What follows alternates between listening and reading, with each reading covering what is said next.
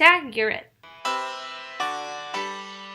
Hey, I'm Amy and welcome back. Today I am talking about the inspired by true events movie Tag. Yes, this movie is a real thing. It is about a group of friends who have been playing tag, a game of tag, 1 month out of the year since they were 9. They're in their 50s now, and it's been going on for I guess everyone keeps saying 30 years, but the math doesn't quite add up if they're in their 50s and they started when they're 9. So I'm gonna kind of keep the math part out of it because, I know I'm not the best at math, but I'm not that bad at math. But this is based on a real life thing. It blows my mind that some grown men play a game of tag. They're still doing it. When I first saw the trailer for this, I was super excited. The reason I was so excited for this in the first place was, 1, the action in the trailer looked super cool, and 2, the cast in this is amazing and just such a group of funny people. You have John Hamm, Jeremy Renner, Ilsa Fisher, Ed Helms, Jake Johnson, Hannibal Buress, some great comedy powerhouses. Well, Jeremy Renner is not I've never really seen him be super funny, but he is probably one of the funnier parts in this movie because he's known to be an action star, which is kind of the reason that they cast him as the member of the group who has never been tagged before, and their whole mission is to tag him. So in his way of evading them, he has some really great action-y scenes, and it's some of the best physical comedy I've seen in a movie in a fairly long time. I mean, in the past year or so maybe. He is really great at that. I never really realized how good he would be at physical comedy. They cast Jeremy Renner as the action-y person out of the friend group, and it felt like to me they kind of typecast the rest of the group to their normal stereotypes. Like John Hamm, he plays the really good-looking,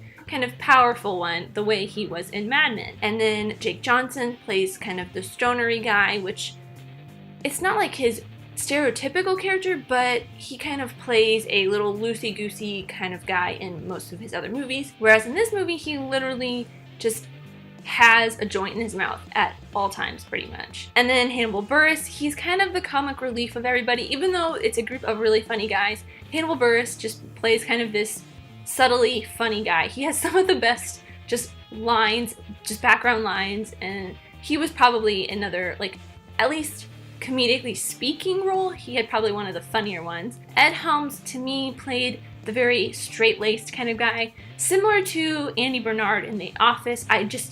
There was a couple scenes where he just felt very Andy Bernard, when Andy punches a wall in The Office. I got that from Ed Helms. Literally, there was a scene where he doesn't necessarily punch a wall, but he goes a little Andy Bernard at one point. Normally, I do my reviews directly after watching the movie, but when I watched this last night, I just was so tired. I went to bed almost as soon as I got back from the movie. So I took some time to kind of think and mull my thoughts over on this, which really kind of brought my score up a little bit from what I had originally wanted it to be. I was able to just kind of chill and think about some of the themes throughout the movie, which I actually probably should start doing more often because a lot of the times I just go on a snap decision. Even though I had gone into this trying to keep an open mind as possible because I was so excited for this movie and I had heard some not so great reviews about it.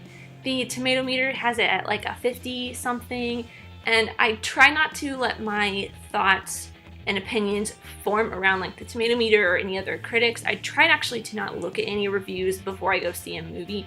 So I went into this trying to kind of push that stuff aside, and I ended up having a lot of fun. But even though I had fun with this, there were still a couple of things that I wasn't super fond of. They kind of took me out of the movie a little bit. There were a couple of scenes where it zooms in slow motions on Jeremy Renner's face, and you see him kind of calculating and doing little deductions based on where his friends are going to be to come and tag him, and he has this inner dialogue. And the first time it happened, felt very weird and out of place, and I tried to imagine the movie of what it would be like without it, and it actually kind of worked a little bit better to me, personally. It's some funny dialogue when he's breaking down how each of his friends are going to move and predict how they're going to move. And then there's another scene where he does the same thing, but instead of his inner dialogue, it's the other players in the tag game's inner dialogue. And that just felt very weird to me because it just felt very random that everybody else kind of went into this inner dialogue. I mean, it's some funny little bits, but to me could have been just some slow motion fun action scenes and maybe added a little bit more physical comedy versus having the funny dialogue from the inner thoughts of the characters. But that's just me personally. I mean, a lot of people probably liked it. A lot of people in my theater were laughing at it and enjoying it. So again, just a me thing. And it's probably the one thing that I wasn't like super enjoyed throughout this movie. But beside that, there were some really great fun scenes. And because this felt very much more true to life than a lot of these inspired by real events type movies, it had a very clear defined set of rules for this game of tag. And you can really tell they really put a lot of emphasis on the fact that there are a set rules for this game, and I enjoyed that, and they made it fairly easy for you to keep track of who was actually it. But overall, it's not like it's a groundbreaking comedy of any sorts. It's just a very fun kind of popcorny comedy that I would maybe watch again, not necessarily in theaters. So before I end this and ask you my question of the video, I will give you my rewatch score. I would probably give this a Redbox. I would probably actually rent it. It was a lot of fun.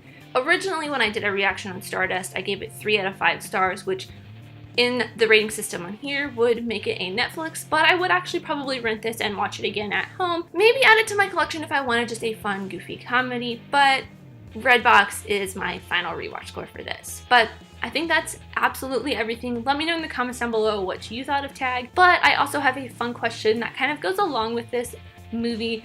Who would your ideal game of tag be with? Anybody, dead or alive? I honestly don't know who I would choose for a game of tag, but I'll let you guys know in the comments. Thank you guys so much for watching. I really, truly do appreciate every single one of you.